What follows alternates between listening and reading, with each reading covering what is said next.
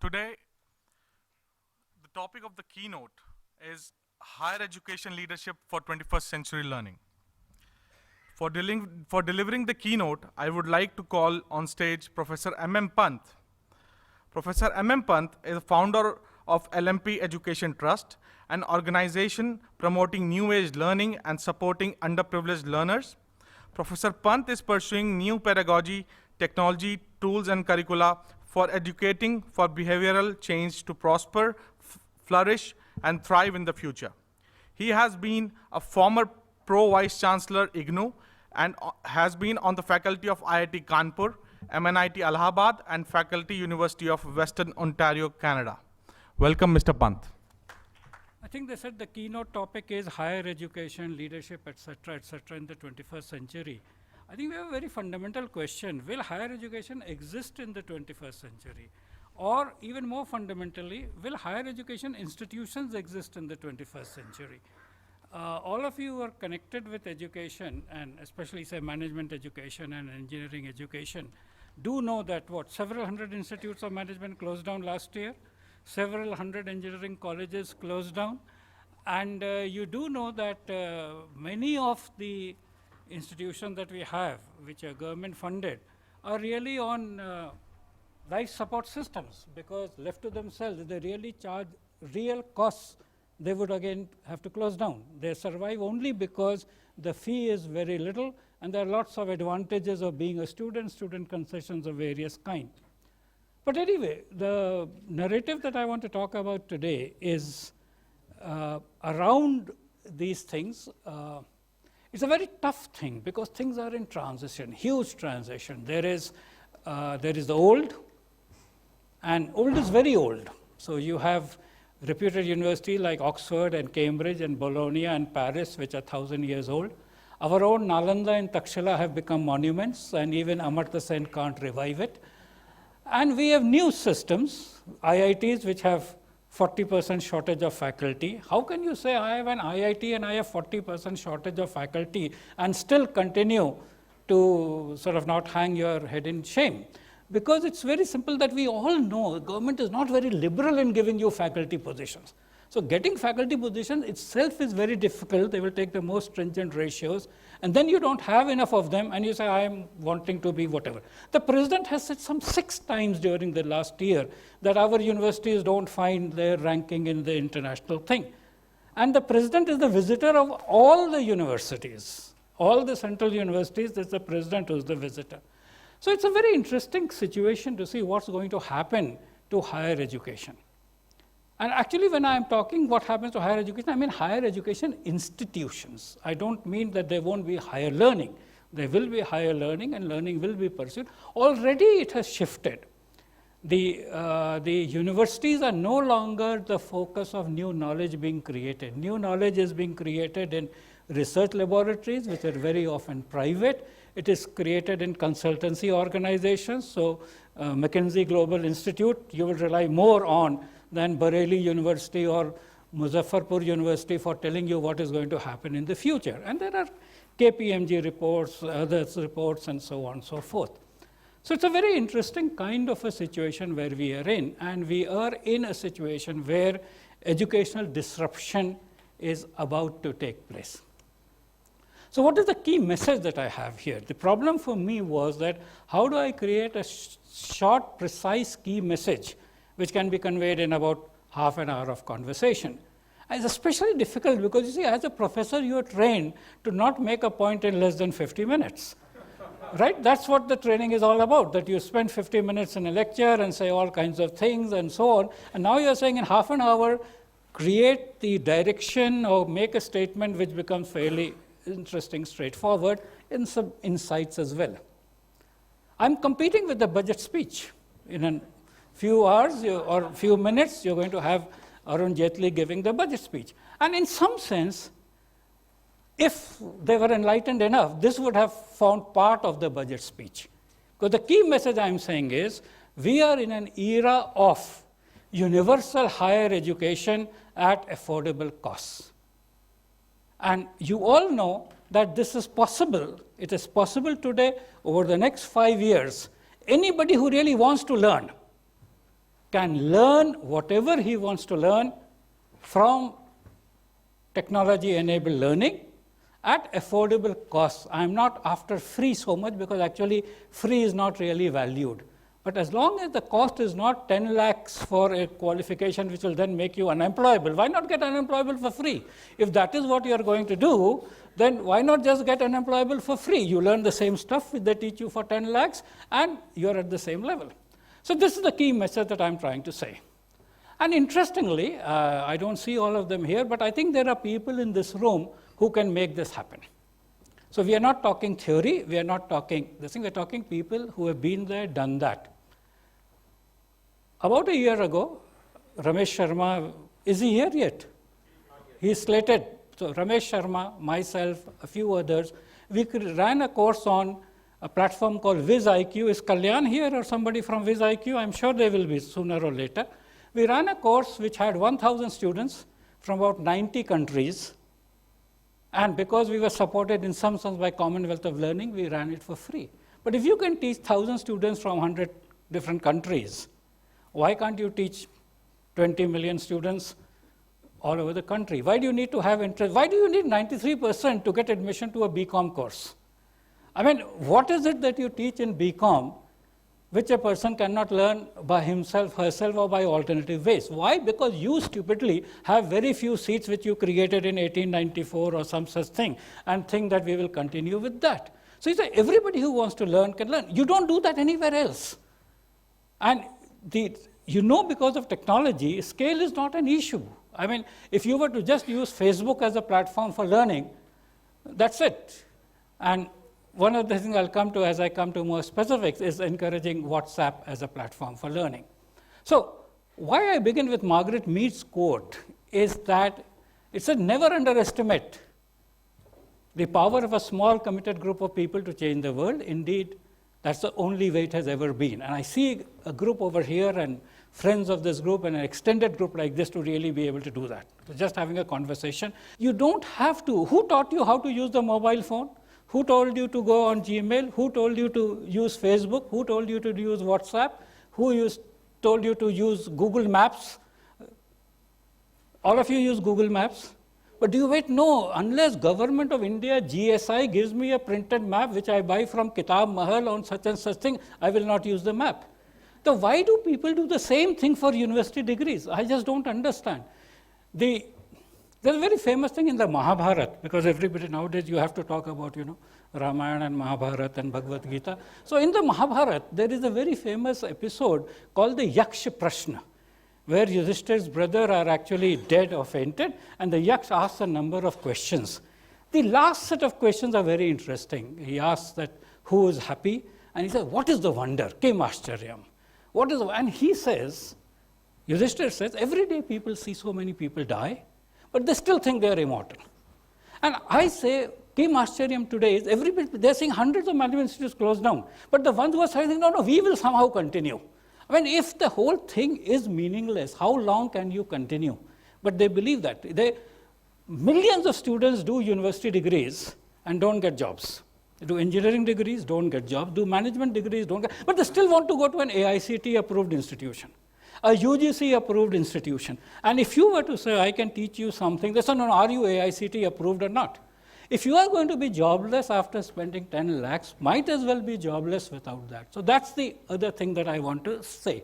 So the point is that we are coming to a situation where the government is completely out of sync with reality and refuses to see. You see, there is a phrase that they have eyes, but they refuse to see. Everything that I'm saying is in public knowledge. It is not a private secret which I have, but it's just that they refuse to accept it or believe in it or do anything about it. When I came to Gurgaon around the year 2000, I don't know how many of you live in Gurgaon or visit Gurgaon, at least you've seen Gurgaon change. When I came to Gurgaon around the year 2000, there were only two hospitals. One was called Uma Sanjeevani, and the other was called private hospitals, hospitals where you wouldn't ever want to go. If you wanted to eat something, there was a dhaba called Zaika on the highway, and there was the South City one club called Petio. The only good hotel here was called the Bristol Hotel, and everybody coming to meet us at the Bristol, and most people will meet at the gate of the Bristol, then go their separate ways. They never even went inside Bristol. It was only a landmark. The three corporate buildings were DLF Corporate Plaza, this DLF Gateway Towers, which nobody called Gateway Towers, they called them the Titanic kind of building, and there was Signature Towers where we had our office. There is no schools. One school was DAV school and the other was a small Summerfield school. So people at that time would actually go to Delhi for their schooling, for their hospital, for their groceries, for everything. And today you see how Gurgaon has changed. And this is brick and mortar and technology. When you talk pure technology, the scale at which things change is enormous. And if you look at e-commerce, today when you look at Flipkart or Mantra or this, or booking a cab or buying a car or matrimony, this, everything, except for learning. Why is e-learning not taking on when everything else has happened? People have accepted that and so on. It is again that Kim Ashcharyam mindset. No, I must go to Delhi University North Campus, travel 2.5 hours, and then probably bunk the lecture and then stay in the canteen and come back here. Now, this is it. And when you have Nobel laureates talking to you on your mobile phone, the government of India has done a very interesting, this is a program called MP-TEL program, where all the IIT professors' lectures are sort of, recorded, and you can see them on YouTube for 1 hour. I am associated with the IIT system in an intimate way. My PhD is from Roorkee, which is now an IIT. I've taught at IIT Kanpur for 10 years, and I was board member of IIT Delhi for 6 years. Unlike what you might believe, children whose parents have actually paid the fee and they qualified through that entrance test actually don't like to go to classes. They bunk classes like crazy.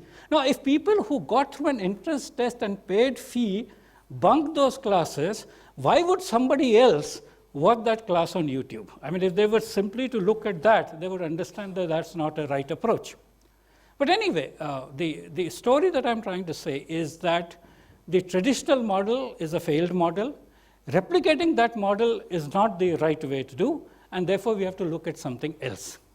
But that something else already exists, because you see that in your retail shopping, you see that in your cab booking, you see that in your hotel booking, Make My Trip, Player Trip, everything, enormous number of things. So the people are ready, it is the providers who are not.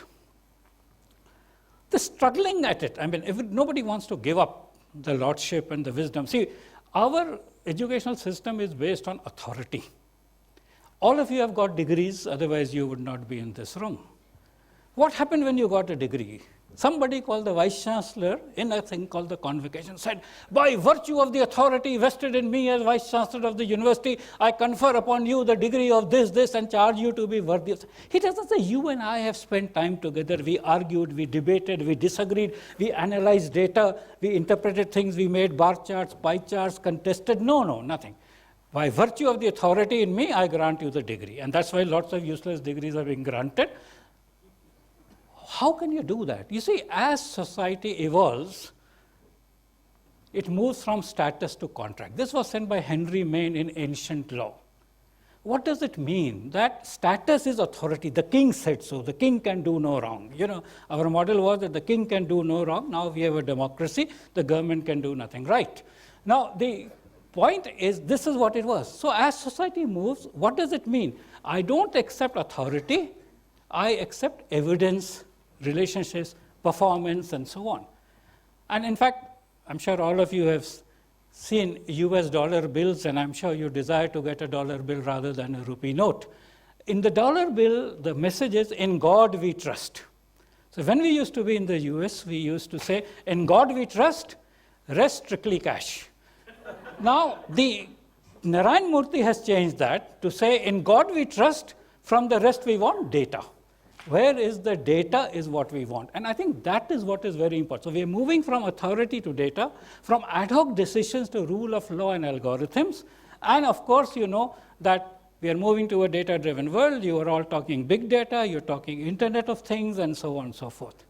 And this is where the big problem is, that the university system just does not take cognizance of it. It does not believe in data. It does not believe in evidence. What are the mega trends of 2221? And 2221, I am saying, is the second part of the second decade of the 21st century, where we are already in 2015. And one of the things is mobiles and handhelds have become ubiquitous, and we are ready for the emergence of wearable devices. Forget universities. The CBSE takes pride in banning the mobile phone in the classroom. Actually, according to strict CBSE rules, a school is not supposed to have any mobile phone within it. It's supposed to have a landline. If there's an emergency, they should talk on landlines. Principals, teachers, none of them are supposed to have mobile phones. Now, this shows the warped vision. They see the mobile phone as a distractive device. But why don't they see that as a learning device? The point is, the distractive device is my brain. All of us wander every few seconds. Now, you tell them to keep their brains outside and then come into school, probably wouldn't work. Although Henry Ford did that for his factory. Henry Ford's thing was, when you come to my factory, leave your brains in the parking lot and do what you're told. And this is what we try to get the schools to do as well. But this isn't all that new. I mean, some of you, I'm sure, most of you would understand Hindi. So there was a very famous Hindi shair called Akbar Allahabadi, and I come from Allahabad, and Kumar Vishwas popularized him a little bit when he talked about some shares of Akbar Allahabadi in his Aapki Adalat. So Akbar Allahabadi said, हम उन कुल किताबों को काबिले ज़ब्ती समझते हैं जिन्हें पढ़ पढ़ के बेटे बाप को खपती समझते हैं. So that is why you are against. You know that I am teaching some crap and the kid will go to the mobile and go to the internet and say, sir, what you are saying is all wrong. So you don't want that to come in. So this is the other part. And the other thing is that we are now coming, I talked about big data and internet things, we are coming to general purpose robots in factories. China by 2017 will have the largest number of robots, and therefore just like office productivity is enhanced by Microsoft Office software, factory productivity is enhanced if you have general purpose robots. And that is why China is, although it's a labor intensive society, wanting to augment that power.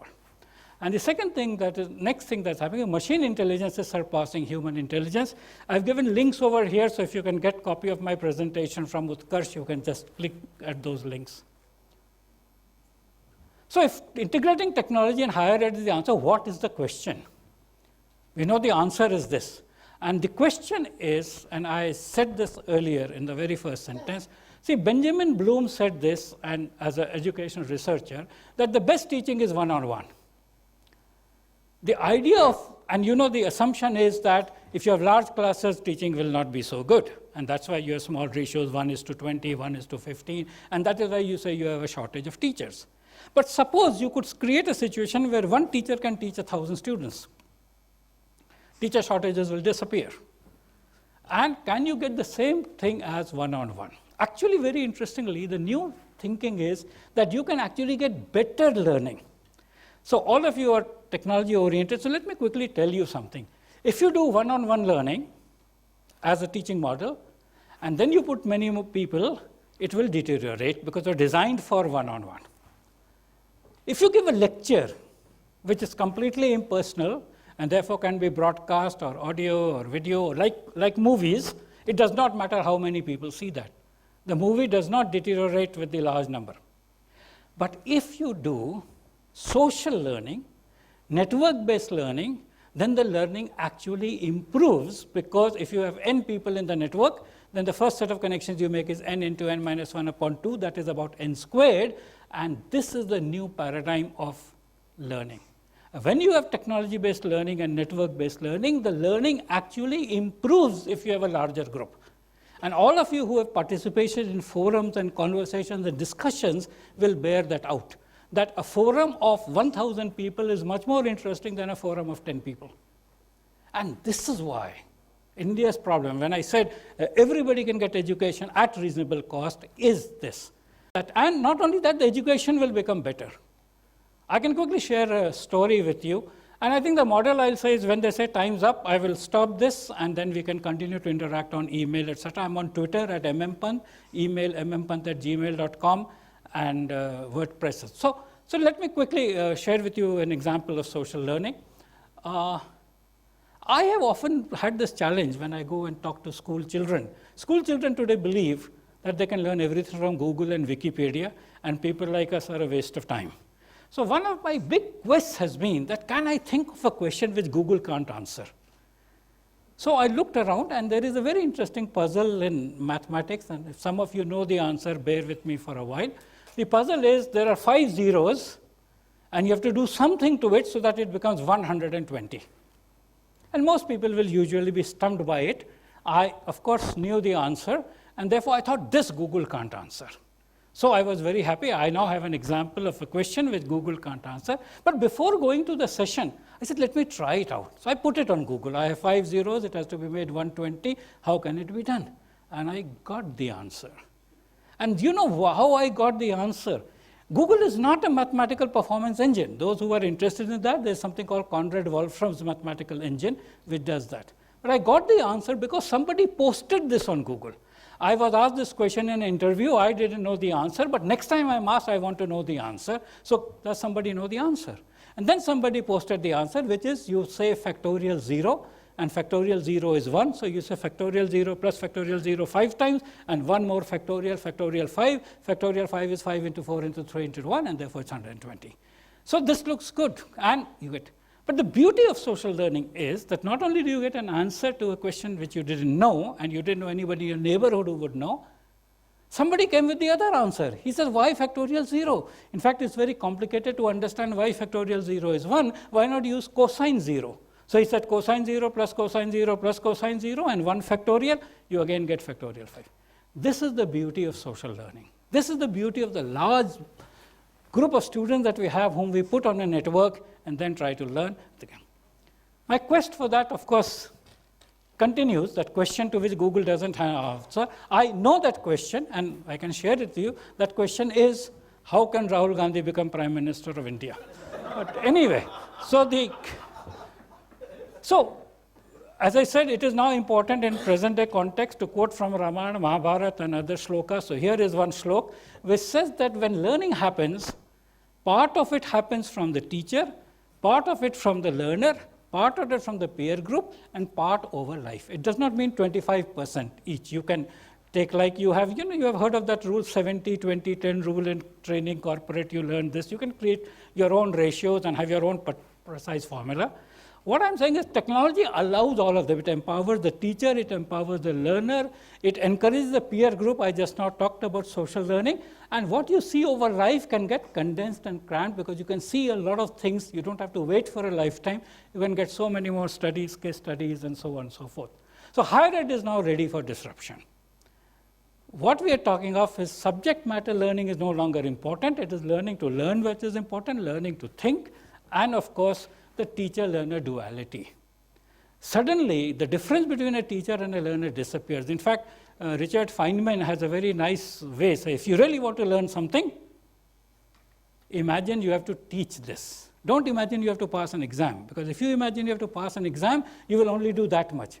But if you imagine that you teach this, you will prepare it at a much higher level. And therefore, that is called the teacher-learner duality, and a good teacher is actually a lifelong learner. So learning to learn has this kind of a thing. Autonomous self-directed learner, learning from the wisdom of the crowd, which I said social learning. You know, Malcolm Gladwell said you need 10,000 hours, but 10,000 hours if you want to become the best person. Josh Kaufman says, no, just 20 hours is enough. And what he says is it is enough to be adequate. Everybody doesn't have to be number one. I want to make an Excel sheet, I just want to make it. I don't want to be the best person making an Excel sheet or the best person making whatever, or the best person giving a talk. So he says you can, see the normal learning curve is like a S curve. And what he says, make it steeper, work harder intensively for 20 hours, and you can pick up a number of things. Programming skills that we now need is the new thinking is traditional analytical critical thinking, creative innovative thinking, design thinking, strategic thinking, computational thinking. This is the new kind of thing that is coming up. We are in a data-driven society. You need to understand that. And this is the teacher-learner duality, and this is what is called the Mobius strip, where both sides remain the same. This is a report from the New Horizon group as to what are the things that are going to be in 2015. This is an interesting, bold way forward. So while we had this traditional thing where distance learning or technology-based learning was seen as third-rate, mediocre, or whatever, and face-to-face was seen as best, Ben Nelson is got a lot of support to create a program called the Minerva project, where he will create an Ivy League-like university system. Because he says you don't have to stay in the same campus. So they begin with a group in San Francisco, they will next spend time in Bombay, they will spend time in Beijing, and so on and so forth, but learning happens over the internet. Future success of an educational enterprise, and I said with it, will not be the faculty, the reputation, the content, what is called NAC accredited 5-star, all this one. It will be the experience that people get. Because sheer information commodity, because all professors will be available to everybody. So having a professor in your campus is no longer the valuable thing. So what you really have is experience, and hence we talk experience engineering. This is the new model. You talk flipped classroom, you talk mobile learning, you talk WhatsApp and learning nuggets, and the next generation. So this is very important to understand, that the higher education, as we know, is completely gone. So how many of you have ever tried Duolingo? See, this is the new model of learning. You will not go to, see, I learned Russian by going to a thing and somebody would teach Ito Moidom and Ya Chitayu, etc., etc. No, you got Duolingo, there's a coach, if you don't do what is done, he'll send you a message, time to get in this thing, etc. I talked about the learning experience. Duolingo is a learning experience. It is not putting the IIT English professor online and giving a video of that. So Duolingo, Khan Academy, Future Learn, Robo School, these are very interesting things for teaching programming to kids. So they gave a robo and they say, my fuel is running out, I have to do this. And in doing that, he's learning all the codes, etc. Completely new paradigms. Learning in the age of educational apps, and that is what I'm trying to say, higher education for all. And therefore, the session which is after the BYOD session, we need to have an innovative educators network. I think that's a very important thing. And while I quoted Margaret Mead, there's another very famous lady there, Elinor Ostrom. Elinor Ostrom was a professor of economics at Bloomington University, Indiana, and won the Nobel Prize for economics in the year 2009. And she won the Nobel Prize for a very strange piece of work. That is why not many people talk about it. She said that things which are, actually there was a person called Garrett earlier who had written a paper saying the tragedy of the commons. And he said if anything was left to people at large, nobody cared for it, it got destroyed.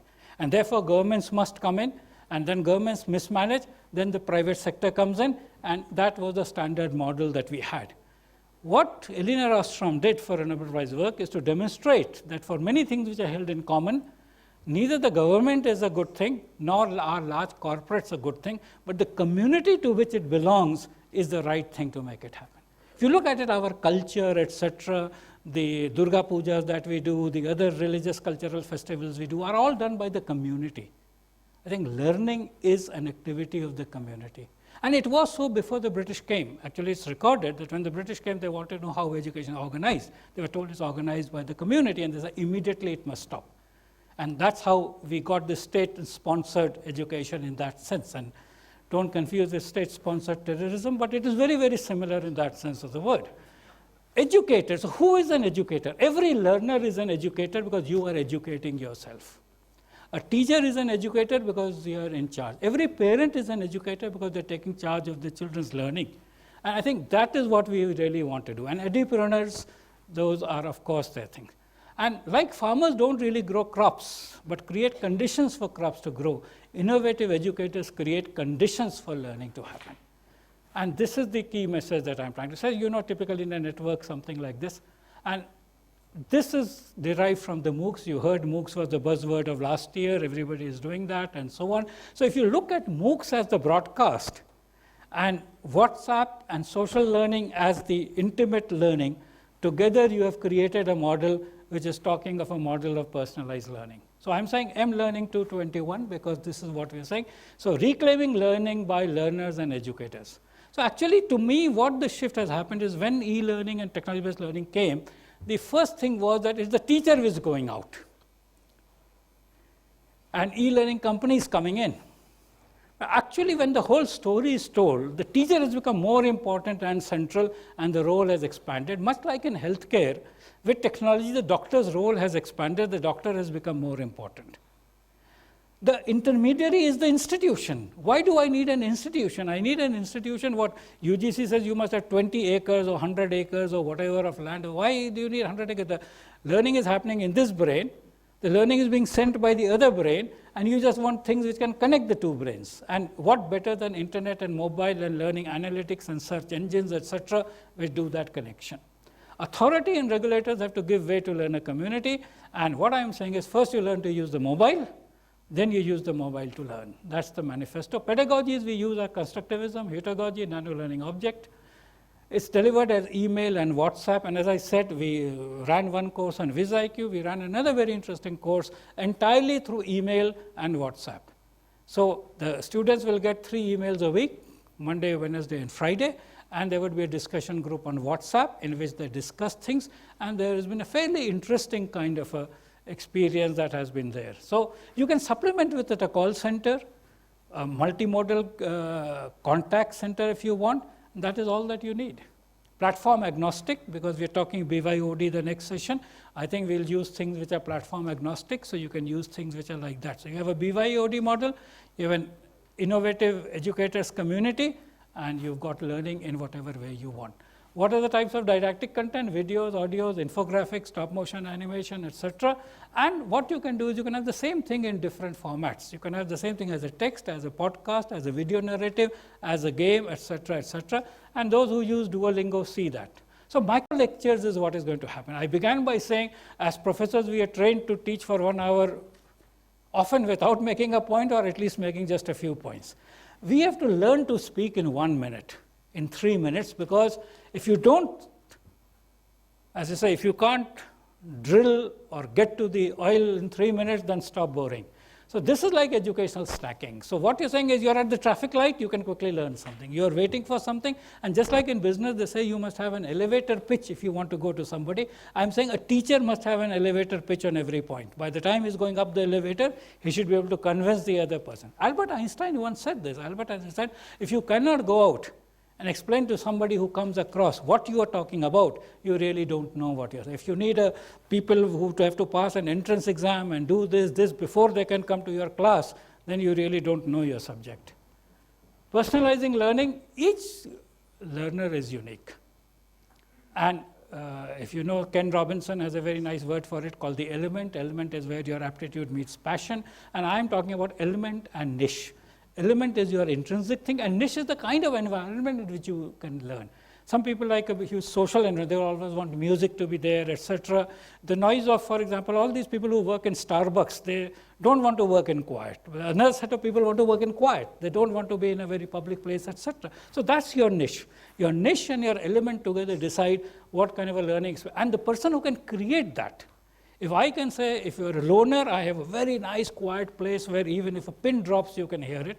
Or you want something vibrant, I can have all the kind of disco music from Sholapur or Jaunpur or whatever you want. And therefore, you can have people from gifted genius to those who have maths phobia. That's the range of students that we will have in any class. These are links to resources, and the reason I said this, that I'm sure we all believe that a word to the wise is enough. That is what used to be said. I think today it is a link for the wise is enough. So once you give a link, then you will be able to go on. And we expect that you would do the same for your students, because you don't have to say everything which is already given elsewhere. I hope I've been able to manage time. These are my contact thing. If there's still time, I'm happy for a few questions and comments. If we've run out of time, I'm apologetic. But you can always contact me in any of these formats. Thank you.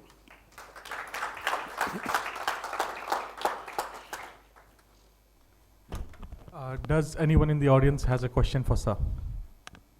Question, comment, observation? Yes, however, but? Nice seeing you again, Dr. Pant. And Thank every time you speak, it has been a pleasure listening to you. Okay, thank you. The tragedy of higher education is the people who should be present here, people who are currently dispensing education or higher education, usually don't attend such talks. I think your talk must be made compulsory listening to all owners of universities, whether private or public, because you've said some really fundamental things, and I don't think anybody's got the message out there. So if there's any way your conference can do that job, it will be great. I fully agree with you about the lack of practicality that we find in today's education. I was going to make a comment that in case the immigration laws of USA changed and H-1B visas did not require a B.Tech, I think there would be a ripple effect and many more engineering colleges in India would close down because all the Infosys of the world and Cognizant and TCS would just stop hiring B.Techs. And I think that is a crying shame about engineering education in this country. Thank you so much for enlightening us. Let me comment on this. Sure. See, you don't have to go to B.Tech. I was doing once a program for physics teachers in the Kendriya Vidyalayas. All physics teachers in Kendriya Vidyalaya are well accomplished, they have very rigorously. And I asked them, when you teach physics to your students in class 11, 12, do they see anything beyond the engineering entrance exam? And the answer was unanimous, no, nothing beyond the engineering entrance. For them, physics is just a gateway to engineering entrance exam. As you said, when I was in IIT Kanpur, our director had a very nice phrase for it. He said, on the day a student joins IIT Kanpur, that day his soul migrates to the US, 4 years later his body follows. So that is what it was and is. But I think one very interesting part about which we didn't go into is, while this may be true, but the IITs created a model of very interesting education. And for this I will tell you the second story of IIT. So I taught in IIT long ago, my students have retired and so on. So one of these students came back to the campus after a very successful inning. And the then director asked, like all people, so which of the courses that we taught to you are useful to you today, and so on and so forth. And he began by saying, none of the courses that were taught to me are useful to me today. And the director's face fell like this. But then he said, but I would not be where I am today without any of the courses that was taught to me. So the idea of a good education is that you build the capacity to learn, to think, to learn to argue, to question, etc., etc. And those which do that create people who can go to a new context and still do things. Guy Claxton has a phrase for this called learning power, which he expands by saying, knowing what to do when you have not been taught what to do. And I think that was the glory of IIT or St. Stephen's or St. Xavier's or whatever, Kendriya Vidyalaya, whatever it was. If they thought getting that 9900 in CBSE is the goal and somehow I have to make this answer, that was an imperfect education, even though they got those marks. Yes, there's another comment. Yeah, Professor Pant, I'm Suresh Garg. I'm principal of Deen Dayal Upadhyaya College in Delhi University. And I perfectly agree with what you have said, the kind of change we need. But the problem is how to carry it out, how to change the mindset of the people who are manning higher education systems. Yeah, see, I began by this, that I think, and I will urge all of you to read Clayton Christensen's writings on disruptive innovation. He said, you never challenge a mainstream player head on. You go around the sides. You figure out people who are dissatisfied with this. You service them. So he has very good examples of the steel mills, which is the first example, the Toyota versus the Detroit General Motors. You know where Detroit is now and where Toyota is now. You begin with those people who are willing to accept you. And interestingly, in India, a lot of people go to all kinds of places other than government places. What is the quota industry all about? KOTA quota. It is all about preparing for IIT. It's no formal recognition, right? So the point is people will go anywhere where there are hopes. Even in Delhi, there are so many individuals who are known as great teachers of maths or physics, and people make a beeline for them. So if we have a solution, and that's why I quoted Margaret Mead and this lady Ostrom, that those who can, let's go ahead and do something. And it will take this thing, because you can never, then Gandhiji said this, first they'll criticize you, then they'll do this thing, then they'll accept you. So let's wait for government to come to us. Let us not try to, and I will share this with you.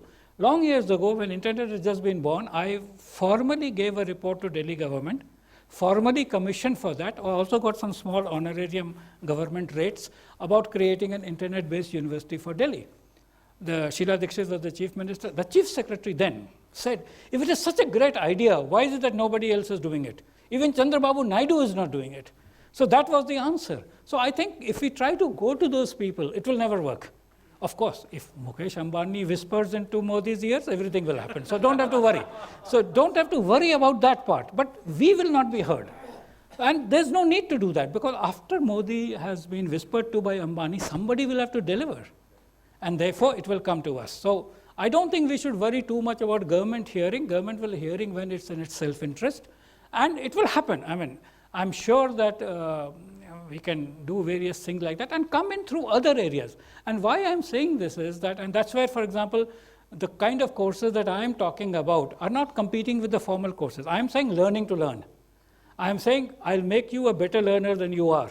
If you were getting C so far, I'll help you get an A. For this, I don't need government recognition. You have a mobile, you have WhatsApp, you have this, there is a set of programs. So we created actually a program called Becoming an Uber Smart Self-Directed Learner, where we taught about how to become self-directed. And it's very interesting. Now, if you go to many courses on the internet, I just went to a course this morning on complexity theory. Now, in that initial thing, the author is saying for the autodidact, this is the path. So if you can learn by yourself, there's a whole path for it. So many teachers will now say two kinds. It's like, self-service and full-sleeve service, whatever we say, right? There is one self-service, and there is what is called white glove service or whatever. So you can take whichever you want. You can take a white glove service from the teachers, where teachers will help you, etc. Or you can say, I can navigate on my own, and I will do self-service and self-service. And that's why I use that word of affordable cost. So if you are willing to do a little bit of self-servicing to yourself and you want to become your own educator, you can do a lot. Any other question? Oh, good. Yeah. It's warming up. But whenever you decide to call the guillotine, you can mail me at mmpant@gmail.com, or a very interesting thing, my Twitter handle is simple, mmpant. I, in fact, have posted a few tweets this morning itself about some of these things. You could follow those. If you become a follower, you will get notified of many of those tweets and so on. Yes? Yes. Thank you, Professor, for the enlightening keynote. Now, I'd like you to comment. The tragedy of our nation is today, everybody has to go through the same entrance exam to get to a good college or to get to a good PG degree. But at the same time, if we see that if we judge the fish, the ability of the fish, like judge the fish by its ability to climb up a tree, Yeah, then the entire life of the fish will go on thinking that she is stupid. agreed. And even after this, just 1% students get to these top colleges after spending too much time, 2 years they spend on preparing for entrance exams. Yeah.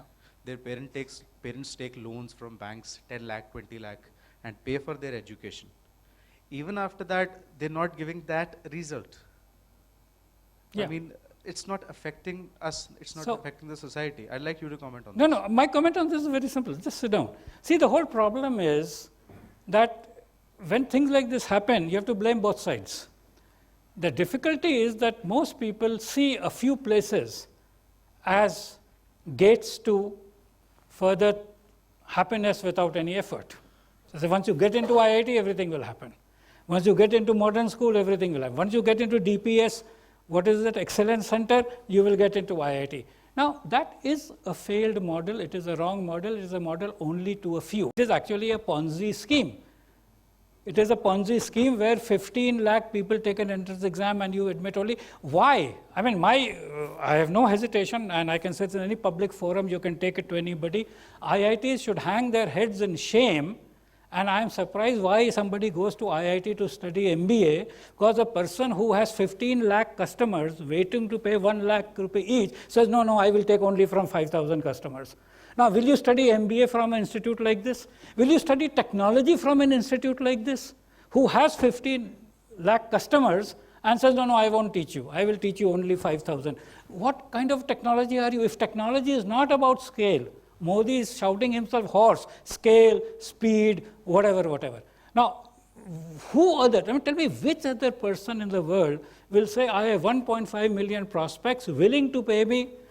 They're not free people, right? You don't have to be a Mother Teresa. They're willing to pay you lakhs of rupees a year. And you say, but I will not take this. You have to be very stupid to do that. And why would you want to be educated by a set of stupid people? Now, whether it is the minister who's stupid, or the council who's stupid, or the IITs who are stupid, and IITs are offering MOOCs. They're offering MOOCs on agriculture. They're not offering MOOCs on what they teach. Why? I mean, why are IITs offering MOOCs on agriculture and not on that engineering which they are teaching? Or even earlier, I have said this, in fact, I have said this in a blog, I have said this in a tweet, why don't IITs simply run MOOCs for physics, chemistry, maths for class 12 students? Why is quota industry allowed to work at all? Because I used to teach physics in IIT, IITs teach physics, chemistry, maths. So would the medical colleges. Why can't medical colleges have MOOCs on anatomy and physiology and all such theoretical subjects which does not require a live or a dead human being, right? They can teach all that. There is no, and there is already, you know that you cannot now kill animals, you have to do biology without killing animals. It's all in terms of simulations and so on. Aircraft simulators exist, defense has so many simulators. It's just because IITs are plain stupid. And the difficulty is that this 1.5 million students want to rush to go to a stupid organization. Well, I would never go. Would you ever go to a doctor who himself is in failing health? Right? The doctor is on his deathbed. You say, no, you are a very Mahan doctor. Will you please treat my thing? No, you say, doctor, at least if you are not healthy, what will you do to me? If the IITs are not a healthy system of education, they are not challenging, they have no technology, they have no pedagogy, they have no sense of money.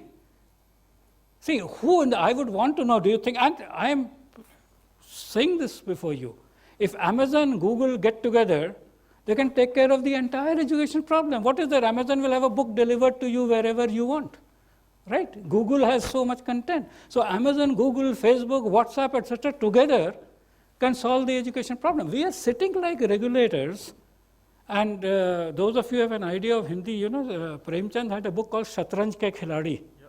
Anybody read it? That is exactly the situation today. They are still debating कि फिरंगी आदमी है कि औरत है. So that is the kind of thing that they are discussing. But the whole thing has happened. And it's a question, what you will find is people adopt the new things on their own when it is useful for them. The difficulty a little bit is, because our mindset are aimed towards authority, we have this problem that we think that it is no use. Also, the culture of learning needs to start coming in. If people are more curious, see what has happened is, and this is well known in learning theory, don't emphasize the result. Encourage the process of learning. In fact, in many businesses also you are now saying you want to look at the effort that the person has made, not just the outcome. So that's a kind of a thing, but it will happen. See, these things happen very fast. This is, for those of you who have some background science, this is what is called a phase change. Now, if you look at, for example, water, you cool water, it becomes colder, water, you cool, it cold, nothing seems to change. Around 0 degrees, for a while, soon the whole thing turns into ice. The same process till whatever room temperature till 0 degrees showed no change. It showed only colder water. And this is what we have seen in technology. But very soon, and all of you must be amazed, can you imagine that railways you can book on mobile, you can get on mobile, you know your seat on mobile, all this, could you have ever imagined that this can happen to railways? And it has already happened. It's only education which is the last stupid bastion of our thing, that we just don't want to change. And the reason is that because we have this artificial stranglehold on education by the senior most people, and they don't want their legacy to vanish. That is the thing. But it will happen. It can happen. See, when the forces are very high, see, when the forces of turning water into ice at 0 degrees become very large, you know that it breaks everything. It breaks pipes, it breaks this, it does everything from 4 degrees to 0 degrees. So whenever such a change is about to happen, this happens in social phenomenon also. In fact, this is part of what I was saying as complexity, that when some of these things get together, this happens and nothing can stop it. And I can guarantee you that in the next 5 years, this transition will happen in a way people will just not be able to imagine. And just like many of these institutes are closing down, because I have seen before my eyes, I saw Voigtlander camera close down. I saw Kodak close down. I saw, you know, the Vespa motorcycle when we were young, a scooter, 14 years booking to get a something, which used to cost 3,000, 15,000 was the black. Fiat, the same thing. When I got my first car, the Ministry of Industrial Development issued a permit. It is in the public interest that Dr. M. Pant can buy a Fiat with his own money. Now people will laugh, no, but the young people will laugh because they buy it on car trade and this, that. But for us, it was very different. There would be only one dealer in the town who would get you. And when your car comes, the whole town will know the new car has come, a new car has come, and so on and so forth. So these things change very, very fast. And if you look at what has happened between 87 and 2000 and 2000 and now, and that's why I began with how Gurgaon has changed in the last 15 years. Okay. Very relevant idea that you have put, that we have to learn. And I feel that in higher education, coding, little of programming, writing an algorithm is absolutely something which gives a lot of anxiety to the teachers, not to the learners. So the moment we talk of it, I mean, it's not there in any of the, other than engineering, I should say, in any of the streams, whether it is philosophy, sociology, we don't have any of these. No. So I'm looking at technology to facilitate that, and No, I really I- appreciate when you have mentioned something I'm about it. very happy you raised this issue. There's a very interesting contentious issue about preparation for the future. In the UK, for example, from September 2014, all children have to learn coding. And all children have to learn coding, and they have standards for key stage 1, 2, 3, 4, etc. There was a big debate before that. The issue was teachers are not prepared, etc., but they took the plunge. The analogy is similar to any other language. See, when you know a language, and you can only read that language, or you can listen to that language, but you have no production skills like writing or speaking, you can only be a passive consumer of stuff that is handed out to you. If we are living in the world of IT, if we can only press buttons as desired, we are passive observers. We are actually nothing more than Kohler and the apes kind of an experiment. Because you've learned, if you push this button, this happens, and Sugata Mitra thinks this is great. But it's not all that great. You learn to push buttons when it requires stimulus response and all that, Pavlovian learning, whatever. You can only be a real player if you can speak the language. And therefore, you need to learn to code. And therefore, this movement about learning to code has happened, and we're teaching it from children to everybody. Just like we teach mathematics to everybody who doesn't become a mathematician, or teach English language to everybody who will not become a Shakespeare or a Dickens, we teach coding to everybody so that they learn to think, and I'd use that word, computational thinking. So the word that is now used is computational thinking. Now you decide which will be done by machine intelligence, which will be done by human intelligence, but you have to understand how problems are solved, and can you articulate a problem in a way that somebody else can solve it. And that somebody can be part human, part machine. Machines are getting more and more intelligent, and so on. So this is very important. And like everything, see, you must understand the most precious things first go to R&D and defense. All computers, for example, were first in the hands of defense. They were used for creating range missiles, for cryptography, for everything, and then they came into business production, then they come to teaching, and so on. But you're absolutely right, we need to do that, and therefore the way of doing it has become more interesting. I gave you some apps, and there are many apps which are this thing. This huge mission to teach everybody how to program. And the idea about a program is that can you articulate something as step by steps, which if followed in an algorithmic way will do the job that you have. Equally, everything that can be programmed will be done by a piece of software or by a robot. So machines will do programmed work, humans will do creative and innovative work, and that is what the challenge is. Those of you who really want to enjoy this more, just Google, I've given the link, Google the phrase, humans need not apply. And this will take you to a 15-minute video which will show you how machine intelligence is surpassing human intelligence, and how many of the jobs that we think are human intellectual or machine brain jobs will get done by machines. Thank you. I think we can carry over either over tea or electronically. Thank you, Professor Pant, for enlightening us with such an insightful session. We would like to felicitate Professor Pant. For that, I would like to call Utkarsh on stage, please.